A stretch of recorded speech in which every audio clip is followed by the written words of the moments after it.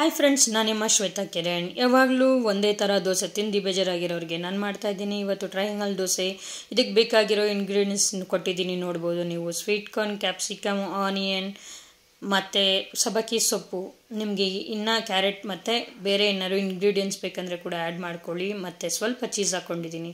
ಮೊದಲದಾಗಿ ಒಂದು plastic bottle ತೊಗೊಂಡು ಅದನ್ನು ನೀಟಾಗಿ ಒಂದು ಹೋಲ್ ಮಾಡಿಕೊಂಡು ಅದರಲ್ಲಿ ಈ ಥರ ಶೇಪಲ್ಲಿ ನಾನು ದೋಸೆ ಹಿಟ್ಟನ್ನ ಈ ಥರ ಮಾಡ್ಕೊತಾ ಇದ್ದೀನಿ. ನಂತರ ಅದಕ್ಕೆ ಬೇಕಾಗಿರೋ ಏನೇನು ಇಂಗ್ರೀಡಿಯೆಂಟ್ಸ್ ತೋರಿಸಿದ್ದೀನಿ. ಕ್ಯಾರೆಟ್, ಕ್ಯಾಪ್ಸಿಕಮ್ ಮತ್ತು ಸ್ವೀಟ್ ಕಾರ್ನ್ ಸ್ವಲ್ಪ ಬೇಯಿಸ್ಕೊಂಡಿದ್ದೀನಿ, ಸ್ವಲ್ಪ ಚೀಸ್ ಹಾಕ್ಕೊಂಡಿದ್ದೀನಿ. ಮತ್ತು ಈರುಳ್ಳಿ ಆಪ್ಷನಲ್ ಬೇಕಂದರೆ ಹಾಕ್ಕೊಳ್ಳಿ, ಸ್ವಲ್ಪ ಖಾರ ಇರುತ್ತೆ, ಸ್ವಲ್ಪ ನೋಡ್ಕೊಂಡು ಹಾಕ್ಕೊಳ್ಳಿ, ಚೆನ್ನಾಗಿರುತ್ತೆ. ಮತ್ತು ಟ್ರಯಾಂಗಲ್ ಶೇಪ್ ಆದರೂ ನೀವು ಫೋಲ್ಡ್ ಮಾಡ್ಕೊಬೋದು, ರೋಲ್ ಆಗೋರು ಕೂಡ ಮಾಡ್ಕೊಬೋದು. ಸೂಪರ್ ಅಂದರೆ ಸೂಪರ್ ಟೇಸ್ಟಿಯಾಗಿರುತ್ತೆ. ಎಲ್ಲರೂ ಒಂದ್ಸಲ ಟ್ರೈ ಮಾಡಿ ನೋಡಿ. ಯಾವಾಗಲೂ ನಾರ್ಮಲ್ ದೋಸೆ ತಿಂದು ಬೇಜಾರಾಗಿರೋರಿಗೆ ಇದು ಒಂಥರ ಡಿಫ್ರೆಂಟ್ ದೋಸೆ ಅನಿಸ್ಬೋದು ನಿಮಗೆ.